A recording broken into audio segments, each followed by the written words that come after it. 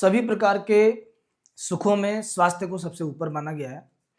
उसके बाद second number पे आता है धन और संपत्ति, और तीसरे नंबर पे संतान का सुख होता है। तो जितने भी सुख हैं उनमें संतान का सुख एक महत्वपूर्ण, बहुत ही बड़ी चीज है। इस पर बहुत ध्यान देना आवश्यक है, वरना ये सुख जिसके पास नहीं है उस व्यक्ति की स्थिति अत्यंत खराब होती है। परिवार में आए दिन बड़ा नेगेटिव माहौल रहता है, या फिर संतान को लेकर व्यक्ति परेशान रहता है, तो ना वो पैसे का उपभोग कर पाता है, ना सुख चैन से रह पाता है। ये बात हम आपको इसलिए कह रहे हैं, इस वीक में कुछ ऐसे ग्रह योग बनते हैं जो संतान पर नेगेटिव असर डालते हैं।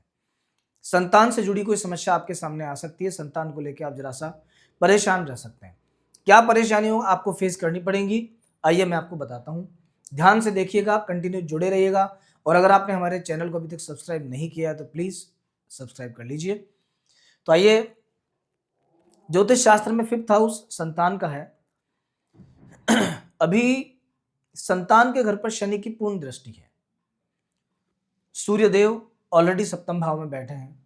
मंगल मेहनत के कारक होते हैं और एक पाप ग्रह है। मंगल की दृष्टि पड़ रही है शनि पर।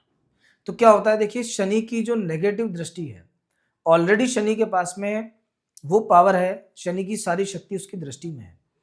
शनिदेव की दृष्टि जब गणेश जी पर पड़ी थी तो उनका भी सिर धड़ से अलग हो गया था, और इसी शनि की दृष्टि आपकी संतान पर पड़ रही है। ये योग अभी लंबे समय चलेगा, लेकिन अभी इतना खराब क्यों है? अभी इसलिए इतना खराब है कि अभी गोचर में जैसे ही मंगल का राशि परिवर्तन हुआ है, तो मंगल के चतुर्थ दृष्टि शनि पर पड़ने से शनि को बल मिलता है, और शनि की दृष्टि में मंगल का प्रभाव भी है, शनि का प्रभाव भी है। ऐसी परिस्थिति में कहीं ना कहीं संतान के स्वास्थ्य पर नकारात्मक असर अभी आ सकता है। आने वाले लगभग 15-20 दिन संतान के स्वभाव पर बहुत गौर कीजिएगा, नहीं तो उनके स्वभाव में बहुत ज्यादा तेजी, गुस्सा, नेगेटिव थॉट्स, कंपैरिजन, ये सब आ सकता है। तो इन चीजों से बच के रहने की बहुत आवश्यकता है। आप कहेंगे हमें क्या करना चाहिए इसके लिए? तो देखिए, सर्वप्रथम मंगल और शनि का कोई उपाय कीजिए। मंगल शनि का उपाय बहुत सिंपल होता है। संध्या के समय अपने घर में एक घी या तेल का दीपक हनुमान जी के सामने जलाना चालू कर दो। सामूहिक रूप से अगर पूरे फैमिली मेंबर्स बैठकर आप हनुमान चालीसा का पाठ करोगे तो अति उत्तम है। नहीं तो जो भी संतान है, आपकी पुत्र है कि पुत्री है, उनसे आप हनुमान चालीसा का पाठ करवाना शुरू कर दो। इससे आपकी समस्याओं का काफी हद तक समाधान होगा। रामायण में एक हनुमान चालीसा में एक चौपाई है, जय जय जय हनुमान गोसाई कृपा करो गुरुदेव की नाई। कोई भी व्यक्ति जो अपनी संतान से परेशान है, उसको प्रतिदिन एक माला इस मंत्र की या तो स्वयं करनी चाहिए या अपने बच्चों से करवानी चाहिए। इसको करने के बाद हनुमान जी महाराज स्वयं उस बच्चे के लिए रक्षक का काम करते हैं और उसे सही रास्ते पे लेके आते हैं। तो आप ये करके देखिएगा, आप खुद बहुत अच्छा चेंज अपने बच्चों में फील करेंगे। तो दोस्तों, इस वीक का जो पहला सजेशन है वो तो ये है कि आपको अपनी संतान का ध्यान रखना है, उनसे जुड़ी कोई परेशानी आपके सामने नहीं आए। स्पेशली जो लोग अभी एक्सपेक्ट कर रहे हैं संतान सुख के लिए, जो फीमेल्स अभी प्रेग्नेंट है, उनको विशेष तौर पर इस 1 महीने में स्वास्थ्य का ध्यान रखना पड़ेगा। पेट दर्द या अदर जो प्रॉब्लम्स हैं वो स्टार्ट हो सकती हैं, आपको दिक्कत दे सकती हैं। चतुर्थ भाव में इस सप्ताह में 5 तारीख के दिन चंद्रमा और केतु से चंद्र केतु का योग बनेगा। तो चंद्र केतु का योग मां के लिए खराब होता है, माता को पीड़ा देता है, पारिवारिक समस्या उत्पन्न करता है। ओवरऑल ये वीक आपके लिए बहुत अच्छा है, पूरा सप्ताह ठीक है। लेकिन जो ये 2 दिन मैं आपको बता रहा हूं, 10 तारीख और 11 तारीख, इन 2 दिनों के अंदर परिवार का माहौल पॉजिटिव रखना, वरना छोटी छोटी चीज को लेकर के पारिवारिक डिस्टर्बेंस स्टार्ट हो जाएगा। लड़ाई झगड़े की नौबत आ सकती है, वाद विवाद हो सकता है, या हो सकता है कि आपके पेरेंट्स की बात से आप सहमत नहीं हो या आपकी बात से वो सहमत नहीं हो, इसलिए वो भी परेशान रहे और आप भी परेशान रहो। तो इस वीक में सेकंड जो चीज है, इस पर भी आपको बहुत ध्यान देना पड़ेगा। इन 2 दिनों में मन बहुत नेगेटिव रहेगा। अगर कोई बीमारी आपको इस समय चल रही है, सर्दी खांसी जुकाम कुछ भी ऐसा, तो बड़ा हुआ रहेगा।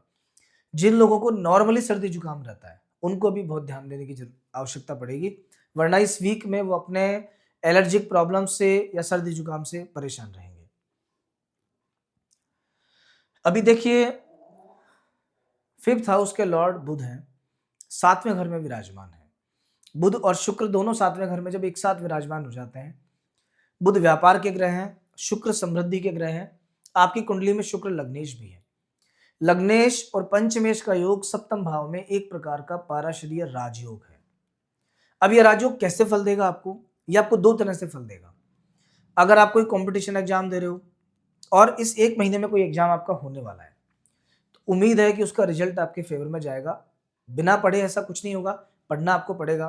पढ़ाई बहुत जरूरी है। जब पढ़ोगे तभी कर्म आपकी सहायता करेगा और तभी भाग्य आपकी मदद करेगा। मतलब कर्म और भाग्य आपस में जुड़े हुए हैं। जब पढ़ने का कर्म आपसे होगा तो आगे का काम भाग्य अपने आप देखेगा, पर पढ़ने के बाद।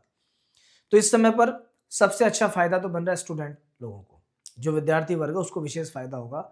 दूसरा, जो भी लोग शेयर मार्केट वगैरह का काम करते हैं या रियल एस्टेट से जुड़े हैं और ऐसा कोई इन्वेस्टमेंट आपने किया है कि जिससे आप अच्छे प्रॉफिट की उम्मीद कर रहे हो, तो कहीं ना कहीं ये मान के चलिए कि इस वीक में आपको अच्छा लाभ हो सकता है। इस वीक में आपको विशेष लाभ हो सकता है, कुछ अच्छी चीज आपके साथ हो सकती है। ये जो बुध और शुक्र है, ये पत्नी के द्वारा भी लाभ पहुंचाता है। जीवन साथी के भाग्य का फायदा आपको मिलेगा। अगर आपके व्यापार में उनका कोई योगदान है तो आपका व्यापार बढ़ेगा, या मान लीजिए इंडिविजुअली उनका खुद का अपना कोई काम है तो वहां से उनका काम बढ़ेगा। तो व्यापारी वर्ग को इस वीक में बहुत अच्छा फायदा है, बहुत अच्छे योग बन रहे हैं। मेहनत करके व्यापार को आगे बढ़ाने का प्रयास करो। पार्टनरशिप वगैरह में जो लोग काम करते हैं उनका भी अभी कोई अच्छी पार्टनरशिप किसी के साथ हो सकती है, नया कोलैबोरेशन हो सकता है, बहुत अच्छे लोगों के साथ में कोलैबोरेशन हो सकता है।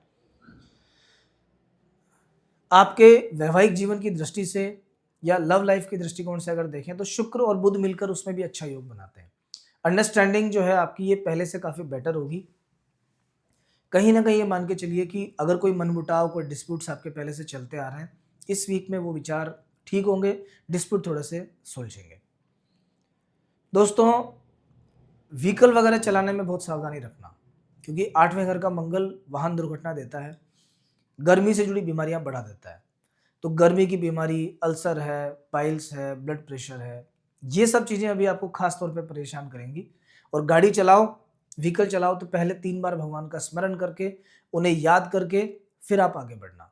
जब इस तरीके से करोगे तो आपको कोई दिक्कत नहीं आएगी। ज़्यादा कुछ आपसे नहीं हो तो केवल नारायण नारायण नारायण इस मंत्र का 3 बार उच्चारण कर लो बस आप। उसके बाद आपकी यात्रा एकदम सफल होगी। दिशाशूल का विचार स्पेशली करना। हर डेज के अकॉर्डिंग दिशाशूल आता है कि सोमवार को इस दिशा में, और उसका विचार करना। दूसरा, राहु काल का विचार करना। जैसे सोमवार को सुबह 7:30 से 9 राहु काल रहता है। किसी इंपॉर्टेंट काम से आपको निकलना है तो राहु काल छोड़ के, बुधवार को 12 से 1:30 के बीच में लगभग राहु काल आता है, उस टाइम को छोड़ के। अदरवाइज वो यात्रा आपके लिए नुकसानदायक होगी, उससे कोई ना कोई नुकसान आपको हो सकता है। नौकरी पेशा वर्ग के लिए भी समय मिला जुला है, बहुत स्मार्ट तरीके से आपको काम करने की आवश्यकता है। दशम भाव में बैठा हुआ राहु बहुत से चापलूस लोगों को आपके साथ जोड़ेगा, जो नौकरी में आपकी तारीफ करेंगे और बाद में आपको धोखा भी दे सकते हैं। तो ऐसे लोगों को आपको पहचानने की आवश्यकता है, वरना पता चलेगा कि आप जिन पे ज्यादा ट्रस्ट कर रहे थे उन्होंने ही आपको नुकसान पहुंचा दिया। बाकी वैसे आपको कोई प्रॉब्लम आएगी नहीं, परफॉर्मेंस आपकी बढ़िया रहेगी।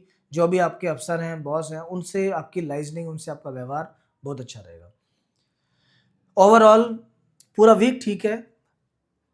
डे वाइज अगर मैं बात करूं, 8 तारीख और 9 तारीख इन 2 दिनों में किसी प्रकार का ट्रैवल दिखाई दे सकता है। ट्रैवल आपके लिए फायदेमंद रहेगा।